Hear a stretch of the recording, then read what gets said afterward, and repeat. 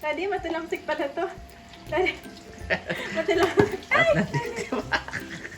Nandito mo si Janet. Daddy, matulamsik. At luto na po. Wow, mami. Tikman mo na, Dad. Yo, kanino ko pa gustong anuhin. Tikman, mami. Wow. Ang fairness. Ang galing. Ang sarap lang. You are watching Terra Shoot TV. Enjoy this video. Kamusta mga kabeshi at mga kapitik? Welcome back po sa Janet's Kitchen. And for today's vlog, gagawa po tayo ng alugbati and kangkong chips. Gusto mo tikman? Let's go! Wow, at napakaganda ng araw ngayon mga kabeshi. Kaya naman nakapaglaban na po tayo. Excuse me sa aking mga labahit. At kukuha lang po ako ng kangkong dito sa aking garden. Yung mga konting dahon lang.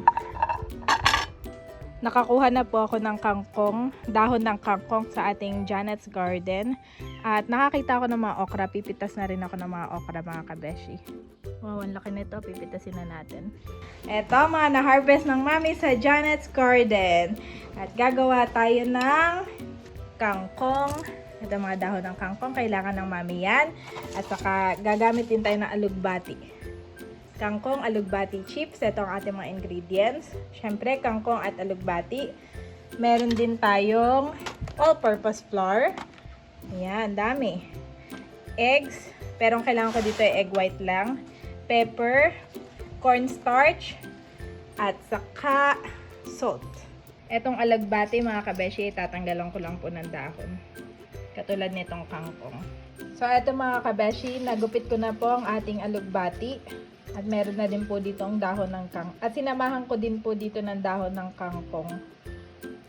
At ito pong alugbati ay isang klase ng spinach. Yan. Na nakakapag-purify ng blood, mga toxin sa blood, nakakapagpa-strengthen ng ating mga buto. Ayan, good for the bones. At aphrodisiac din pala to. Ayan mga kabeshi, at atin na pong nahugasan itong ating dahon ng alugbati o spinach at yung kangkong. At ngayon naman ay gagawa ako nung coat, pang-coat sa ating kangkong chips. Unahin ko na ang 1 cup ng flour. Ito mga kabeshi, 1 cup ng cornstarch. Pagsamahin na po natin. Lalagyan ko na din po ng pepper, 1/4 teaspoon.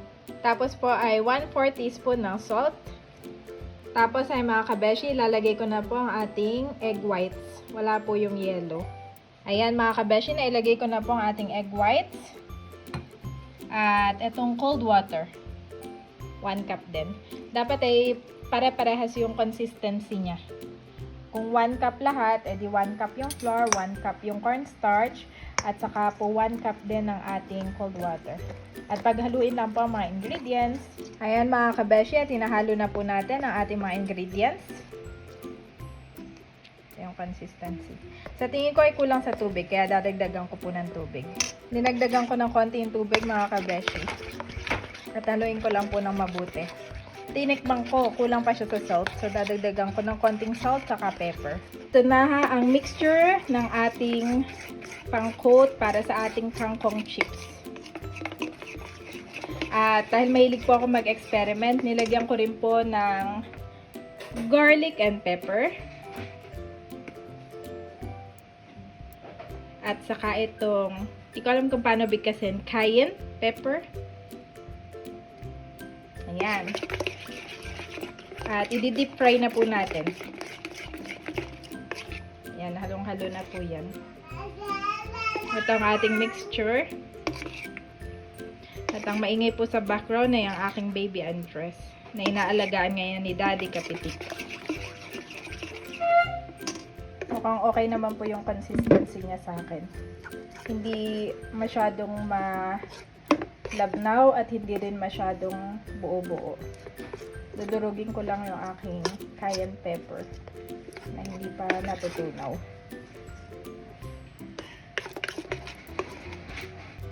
Para siyang nagmukhang mayonnaise. Thank you nga pala sa aking beshi Jaisel. Sa kanya ko po ito nakita. Gumawa siya ng alugbati chips. Tapos nakita ko, sabi ko ay gagayahin ko at binigay niya po sa akin yung recipe. Pero wala po tong measurement. Kumbaga tansya na lang. Basta ang sabi lang niya po sa akin ay same dapat yung consistency. Ayan. Ilagay ko na. At mainit na po ang ating mantika. Ayan mga kabeshi, nilagay ko na po ang dahon ng alugbati sa kanang kangkong dito sa ating ginagawang recipe, kangkong chips. At mukhang sakto naman yung ating pang-coat na ginawa. At isa-isa po natin tong ipiprito. Yes, isa-isa, one by one ang ating pagpiprito. At ang gagawin po natin ay deep fry. Excited na po ako sa kakalabasan at sa lasa nitong ating chips. Ay! Daddy, matilamsik pala to. Daddy, matilamsik. Ay! Nandito mo si Janet. Ah, mami ba kayo? Hilaw pa. Daddy, matilamsik. Sure kang luto na ito? Ay ba? Parang hilaw pa yan, mami. Mabilis lang naman ang Mabilis lang ba yan? Sure? I don't know, I'm not sure. Baka na ngayon masyado pang hilaw. Pinagaya ako ni Andres. Isa-isa lang palang nilagay ko. Yep, isa-isa lang po. Nagpiprito po ngayon si Janet ng dahon ng kangkong at alugbati. Ito ay chips, Daddy. Ah, Eh, parang first time ko itong ginawa. pero patagalin mo na kaunti, mami. Parang masyadong hilaw pa naman yun Masyadong ito. hilaw, no? Oo, itong kanina. Sige, patagalin ko. O, tama lang. Huwag masyadong dikit-dikit.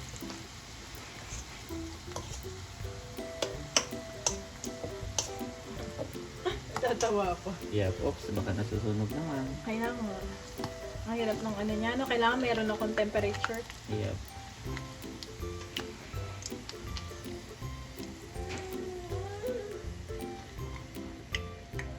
Ganyan siya, Daddy.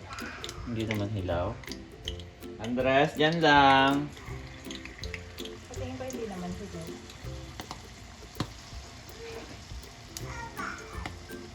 Masyadong maliit yung ano mo. Yeah. Yung iyong prituhan. Wala kasi akong pang deep fry na ano. Kaya dyan ako lagi nag-deep fry. Tama na yun, no? Tama na yan. Para makita mo. Pero matilamsik siya, no? Yep. Nagulat ako kasi matilamsik siya. Tikim ka, Daddy. Tikman mo. Kung hilaw o ano. Ako na lang titikim. Yep, tikman mo itong una mong inano. Naman natin. Wala man lang kalutong-lutong eh. Walang kayo itong lutong. Kinain ng ano. What do you think? Wala, fail. Mukha namang masarap. Hindi lang balutong, no? Sarap. Sarap niya. Oo, natatanggal. Kailangan hindi masyadong babad. Ayun lang. Na, hindi siya nadikit na. So, yung consistency ko. Hindi okay yung consistency ko. Ayan. Pero parang nakita ko na to sa mga restaurant, mami. Oo, nung kumain tayo sa Tagaytay. Ah, ito ba yun? Mm. Ah, yeah. Pansarap niya. Ang galing ng pagkagawa nila, malutong. Malutong tapos coat na coat. Ito, walay off. Yep. May something is wrong sa measurement ko. Malutong. Din. Hindi na dumikit. Ito ang nalutong, no? Tino. Ito guys yung nalutong. Ito. Mm. Yeah, malutong nga. Sarap. May yarang po yung kasi natilabsik, hindi ka pwede dito. Kahit kargahin ko po si Andres guys, hindi pwede kasi baka tamaan kami. Nasa pagpiprito. Ah, mami. Look, Mm. parang malutong nga siya. Ito naman. Mm, Ala, ito na yung second na prito ko. masarap. Pero hilaw pa yung gulay. Ilaw pa na? Hilaw pa yung dahon. Dapat yung dahon malutong eh. Pero may lasa, masarap. Pero na. ang sarap, mami. Sarap. Yup, ang sarap. Parang bitin yung ano, isa pa nga. Ang sarap. Ang Ano cornet. siya? Yep. Alugbati yung ginamit natin. Usually kasi kangkong, di ba? Yep. Prito ka muna, mami. Kakulungin ko na si Andres, ha? Sige. At Dito naano muna na ako siya. mga kabeshi. Yup. Naano na siya. Andres, okay ka lang? Naano ako pag naiwan siya mag-isa. Oh, Daddy, kailangan pa. Masarap, Daddy, look. Yup. Ang sarap nga niya. Lutong. Wow. Harap. Yup. Lutuin mo na lahat, ha? Sarap. Ako nang bahala dito sa isa na to. Yes. Come here. Come here. At luto na po. Wow, mami. In fairness, para tayo nasa restaurant. Fine dining. At nagprito na rin si Janet ng ating ulam for today lunch. Yan. Let's pray, mami. Lord, marami pong salamat sa nakahain pagkain sa aming Jesus' harapan. Ito nga po, Panginoon, ay pakalinisin mo at maging kalakasan, Lord, ng aming katawan. Tanggalin mo nga po, Panginoon, kung ano mang kapaguran na aming nararamdaman. And even, oh God, pagalingin mo kami sa aming mga sakit. In Jesus' name we pray. Amen. Amen. Minsan ko nga ganun si Amen. Andres eh. Tapos, Daddy, ginawan ko si Andres ng juice. Oh. On time. Wow. Mamaya. Tikman mo, baka masim. Hindi naman. Sa tingin ko ay hindi, pero titikman Yep, natin. kailangan titikman. Eh, ito. Lugaw niya yan. Lugaw po. Ano naman lahok ng lugaw niya? Meron lang konting ano. Wala akong salt na nilalagay sa lugaw niya. Yep. Wala ring sugar. So, everyday po, iba-iba kinakain ni Andres. Oo. Oh, kunti-kunti lang mami pag rice. Okay, guys, kain na muna kami. Kain na po. Tikman man agad. Yo, kanino ko pa gustong anuhin. Tikman, mami. Oo. In fairness, ang galing. Ang sarap lang. Sarap mo to. Yeah, kakain na po kami, mga Kain kapitik. tayo. Tapos itong chicken, lagyan ko ng lemon pepper. Binabad ko.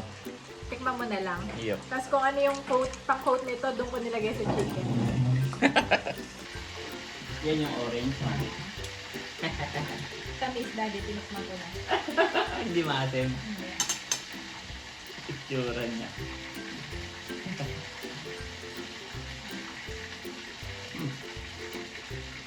Kailangan lang.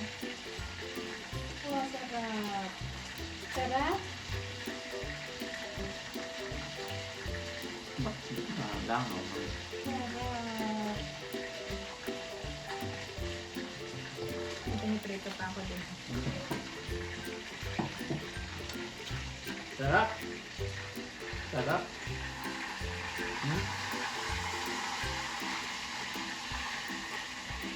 Sarap ng orange. Sarap na orange, Andres. Bo, Sarap daw, Dad. kunti na lang. Sasayad na yung pain niya sa patungan. Ha? Kunti na lang. Kakayod na? Oy, dati na layo. Ino mo.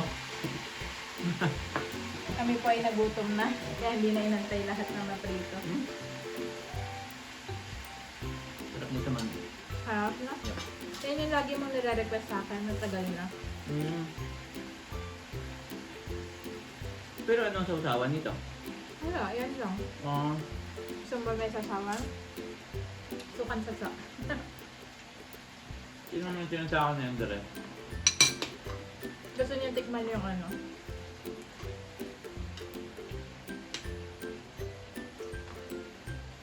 Yan banda to. Hindi pa pwede ito. Marami pa tong oil. Ang dere.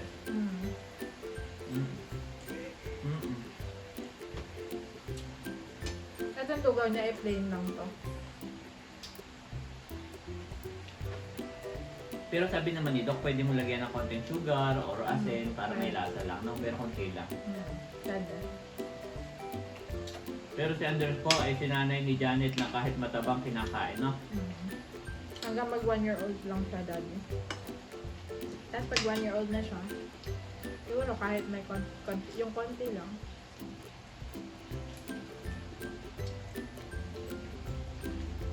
Sarap din yung chicken. Yep.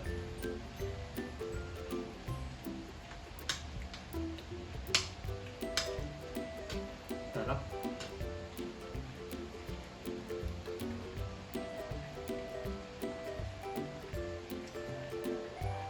Ito ay pwedeng snack din, Daddy.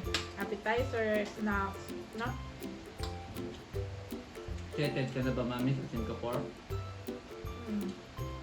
Pati sa Andres, hindi po nakatulog kagabi. Wala.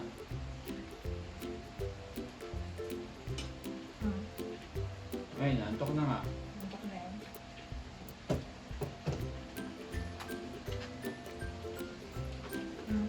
Masyado nang batayin si Andres. Pag nakahiga kami ni Janet, si Andres tatayo. Hahawak sa katawan mo, tapos nakatayo siyang ganun. Hindi na. Kaya ikaw, hindi ka pwede matulog kasi yung anak mo nakatayo. Kahit pag natutulog, sabay na kami. Kaya kailangan ng mga mami magpapahinga din lang, no? Yup. Kapag natulog siya, Kailangan sabayan mo.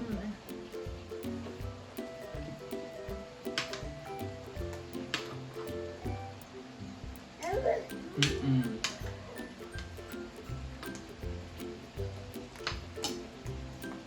Gusto mo to? So, malutong pa rin na.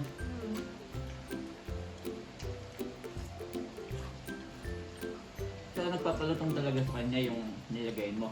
Yung coat niya. Yung coating. Tapos, nag-blend yung lasa niya, no? Yup. Merong bata Pero na... alin dito ang kangkong? Ito yung kangkong. Pinagsama ko na. Merong batang nag-add negosyo niyan eh. Oh? Pumatok ng pandemic. Kangkong chips. Ngayon dami niya sinusuplayan. Nakakaubos siya na Lalagay mo na siya sa resealable na bag. Pero maganda siguro yung pagkakaprito niya. Oo. Ito kasi yung dahon mo, ano pa, hindi pa luto, no? Hindi Ito pa. yung pipa. Kaya lang bukang-buka. At saka siguro maganda yung kawali niya. Kailangan ano, no? Yung sa'yo kasi hindi nasayad. Ang sayad. Saka yung oil. Alam, madami, no? But other than that, masarap, Daddy. Ayun. That's the most important thing. Is you eat it with your friends, family. Balik-tali mo nga yung pinipirito ka, Dad. Ang galing naman nung nag-negosyo siya ng pandemic. Ng kangkong chips.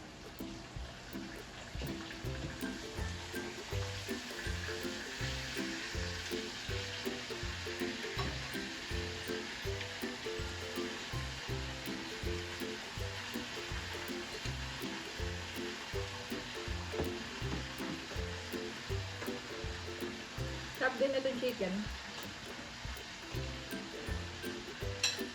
Ilagay mo ng kajun. Ayan. Yung chicken. Itong lemon pepper and trinay ko ngayon. From Ate Gigi. Pinaliktad mo, Daddy. Yep. Thank you. Napapadamenda kain ni Daddy. Nagtatawa si Andres, bata kanya walang lasa. Yung sarap na sarap tayo, tapos pag sa kanya, parang hindi naman, sabi niya. Parang hindi naman, no? Pag minsan nilalahukan ko ng chicken, ng egg, pero ngayon plain lang.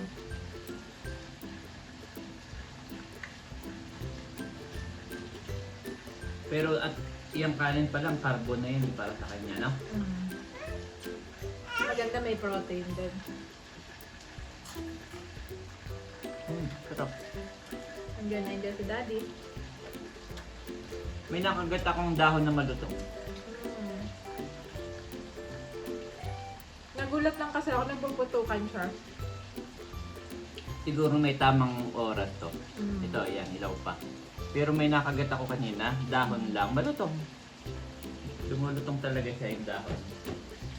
Pag nahanginan, lulutong na sana. Pagka naparito ng maayos.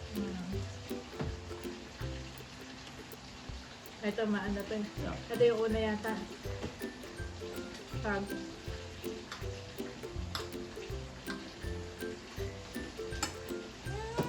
Yeah.